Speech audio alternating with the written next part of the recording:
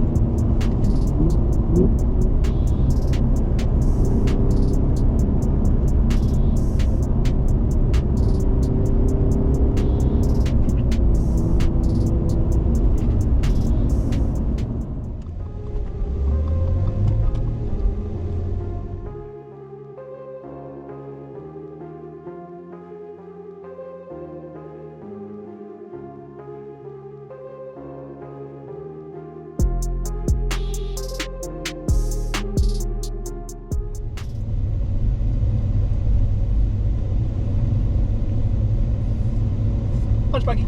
F. Oh. I'm gonna get you.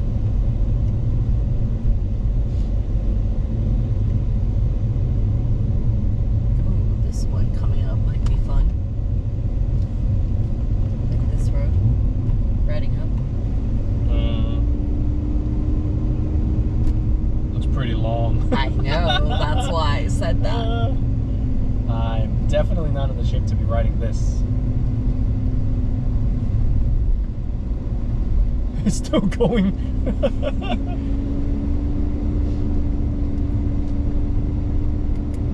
Oh, look, brake. That was fun. Oh, look at this hill on the right, too. Yeah. Oh, my goodness.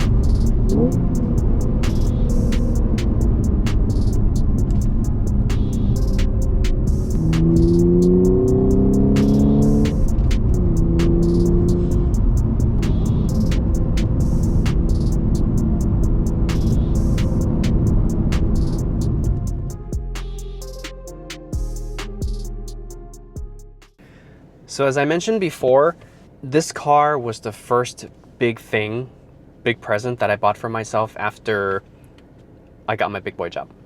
And it took me a little bit to find.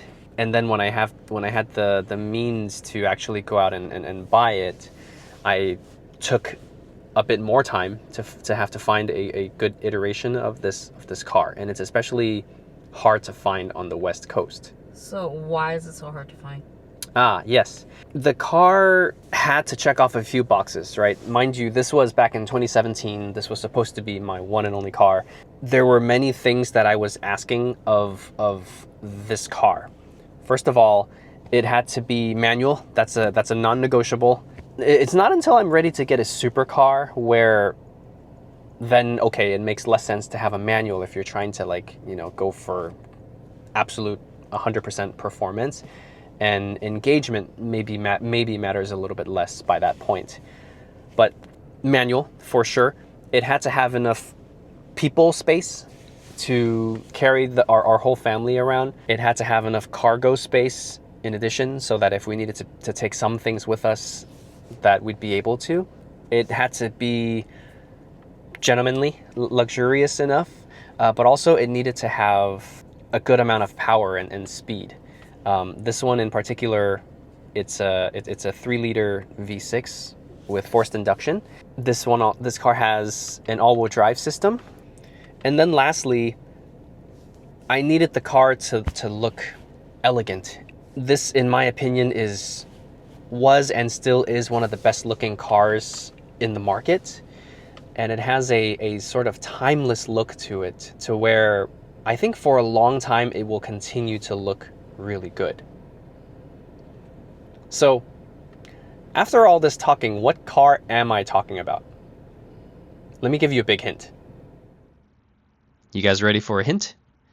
Here it is. And guess what it is yet? So it's the 2014 Audi S4. It's the last of its kind. Performance, luxury, 4 doors, all-wheel drive, manual, and supercharged. I absolutely love looking at this car, but I love driving it even more. Coming off the lease, it had 27,500 miles, and I recently crossed 60,000 miles. That's with a year of driving to work every single day, too. While 60,000 miles is not actually that much if you consider that the national average is 12,000 miles per year, this is supposedly when the mechanical issues start to appear. I want to keep this car for a long time. That is one of the main reasons I picked up the GR Corolla when I did, so that I could keep the daily miles off this car. And I specifically wanted this model year. This is the B8 chassis with the facelift, hence B8.5. It is the one model where they went to a supercharged 3-liter V6. The generation that came before this, the B7, came with a 4-liter V8, which revved to 8,000 RPM. What a monster.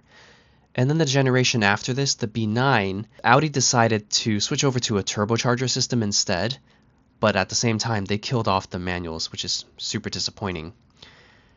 I thought this S4 is the best looking of the bunch, and so I had to have it. I also considered a few other cars at the same time, but not so seriously. For example, I thought about the M3, the C63S, and then the Mustang GT350. One of those is not like the others, but who could argue against that V8 flat plane crank that sounded just so good, and you didn't even have to step on it. Anyway, I chose the S4 for its gentlemanly characteristics. For my job, I do have to go see clients once in a while, and I specifically wanted the Quattro system once all-wheel drive became one of my requirements. The Quattro system in here is a full-time rear-biased all-wheel drive system. I read that some of the newer ones have adopted a front-biased all-wheel drive system that engages the rear wheels only after it senses slipping.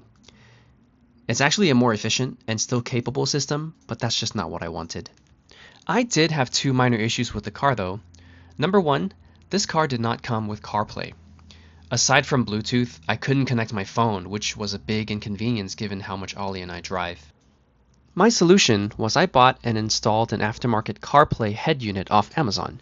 Installation was a pain in the butt, but I'm so much happier with CarPlay. Covering up the dash so that dust doesn't get down from... there's my screen! Where's that panel? There.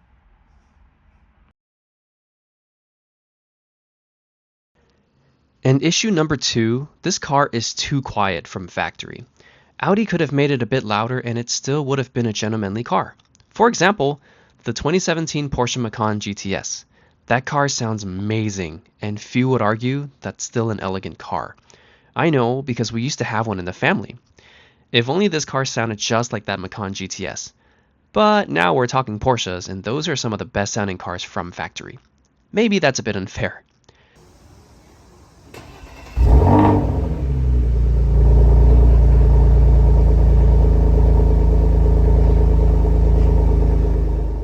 Speaking of which, we do have a Porsche in the household. It's not mine, it's Brian's. We haven't actually featured it in a full video, so go check it out in our You Know What Really Grinds My Gears video to see a little sneak peek.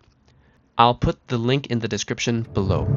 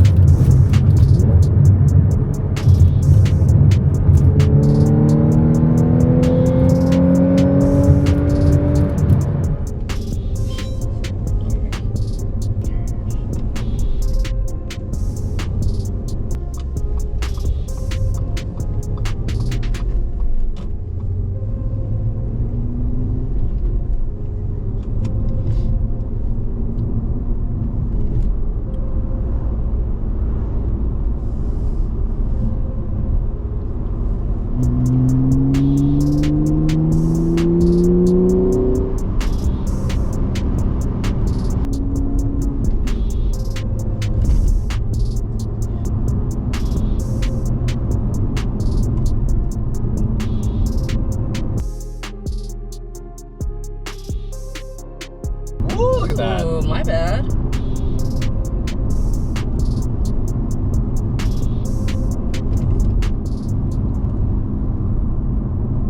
For all you guys in the East Coast, hello from the Pacific waters.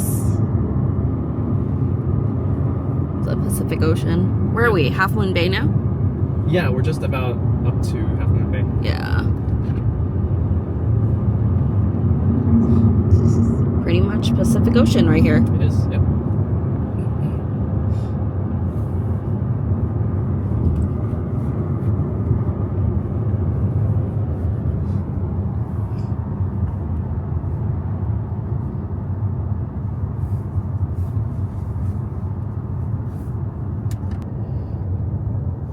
Nom nom nom nom nom.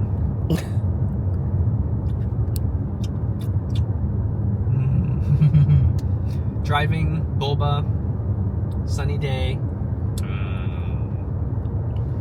I like how your wife is not on that list, but alright. Oh, Thanks. right. Yes.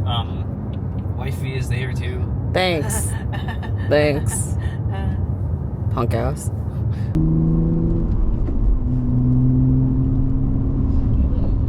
Ooh, those Harleys. That looks really fun too. Going with your homies Yeah. on a ride. With your homeboys on a motorcycle ride. Yep. Actually, I kind of thought about that, What? getting a motorcycle, but then even though you may be the safest rider in the world, you're just really small relative to a car, and it's harder to spot. And some drivers are not the most cautious when they drive, and it's just so dangerous for motorcyclists, unfortunately. We also live in a state where lane splitting is legal. That's right. Lane splitting is legal, and so it's faster for motorcycles. But a lot of drivers just don't pay attention. They're not expecting you to be lane splitting, and so it's kind of risky. There's also no. I thought there there was a law that said you're not allowed to lane split when you're going a certain delta from the flow of traffic, but there actually isn't. It's actually up to the riders to determine whether it's safe enough to lane split, which is just a recipe for disaster. So for all our California friends out there, please just don't lane split. It's not worth it. Even though it's legal. Just Even though it's legal. don't assume that even though you're doing something legal, doesn't mean the cars are aware of you. Right. I wonder why California is the only state that's still hanging on to the ability to lane split. I think it has something to do with population and traffic flow. I don't know. I think don't know what it is. I don't know. I think I would just feel better for motorcyclists if it were just Not allowed. not allowed. Just like the rest of the US. I personally don't have a problem with motorcyclists lane splitting. I feel Me that neither. a lot of them do it very safely. Yeah. A lot of them. Yeah. However, it's just people not being considerate Yeah. to that. Right. Just be safe. Just be safe. And especially if you're visiting from out of state, understand that the motorcycles here will lane split. Yes. So just be aware, listen to it, the sounds, look at your side mirrors often, rear mirrors. Just be aware. Yeah. And always keep in mind that if you see a motorcycle, give it a couple seconds and look again to see how much faster he's going. Oh, yes. They're going than you are, because you might think it's safe, you might think there's enough distance, but if they're going 60 miles an hour and you're going 20, 25, 30, they're going to be up on you in an instant. So please look out for them. And we do say 20, 30 miles because for some reason in the Bay Area, people think that that's the speed you have to go on an on-ramp, which is not true. Please speed up faster when you're going on the freeway, please. Especially when it rains. Wait, no. That's a different thing. That's a different story. We've already covered this in another video. So, let's Let's just be all safe. be safe.